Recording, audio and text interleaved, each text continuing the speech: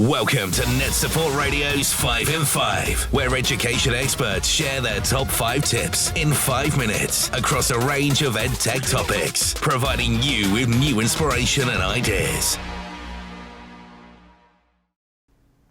So hi there and welcome to NetSupport Radio once again, and we're going to be introducing one of our new 5 in 5 interviews. And today, as part of our 5 in 5, we're very fortunate to have Adam Chase on the line. Hi Adam, how are you? Hi, you all right? Very good, thank you. Now Adam, you're a Year 5 teacher and computing lead in Bury, but we know you much more for all the fantastic presentations and talks you do, both as part of EdTech Hub and different events that you've joined with us.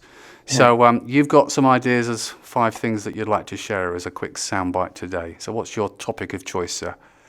I'm looking at apps to get children into coding. Fantastic. That's always a good starting point. So as the idea of this is to be nice and quick and funky, just a quick soundbites to give people a few ideas to take away.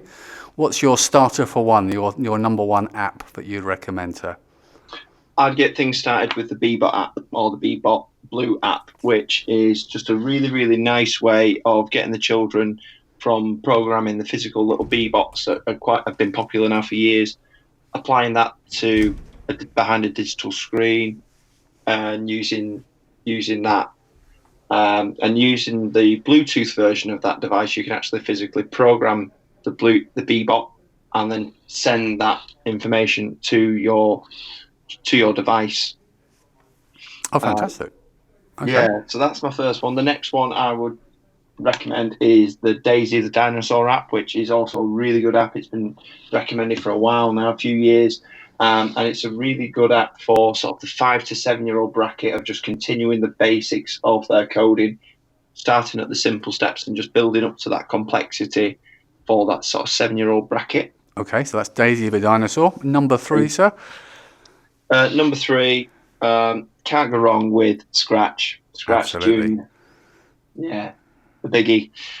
The app version of Scratch is absolutely terrific. It's fantastic for that 5 to maybe 9 bracket of children, gets them programming, takes out the complexity that can sometimes be added with a computer.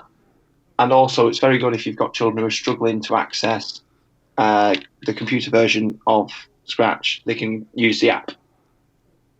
Brilliant. That's really good when you can move it across to the app. Anyway, from the classroom PC across onto the tablet is always a big positive for kids and accessibility, isn't it? Mm-hmm. So what's next on the list? Number 4, we're going quick now, is Hopscotch, the Hopscotch app, which is a really nice sort of drag and drop programming app. And it's sort of more of the same really, but I think these things are really beneficial because they allow children to apply these skills in a different format. And, the more you program and the more you have a go at programming in different ways, the more confident you get with these processes. Absolutely, yeah. Yeah. And that's very much the same kind of drag and drop the individual instructions so that they can build it up. Yeah, fantastic. Okay, well, that's 4 really good ones. So number 5 on your list would be?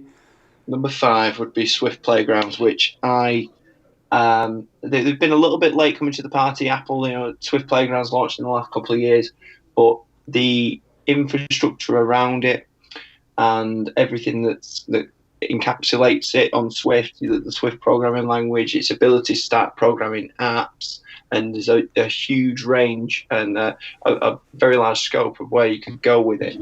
So the Apple Swift Playgrounds is definitely there for me, and the fact that it starts using syntax-based code, moving away from the block-based. So it's really good to be number 5 because it's sort of the end of the primary school journey, which is the age group I focus on. Fantastic. Well, there you go. There's 5 really good apps to go away and have a look at to help start kids coding. And you'll be able to hear more from Adam when we're at Bet next year. Adam will be with us on Friday the 24th of January at 2 o'clock, talking about a slightly different conversation about deepening the understanding of computing. But for now, Adam, thank you for joining us for our quick 5 in 5. Great, thank you.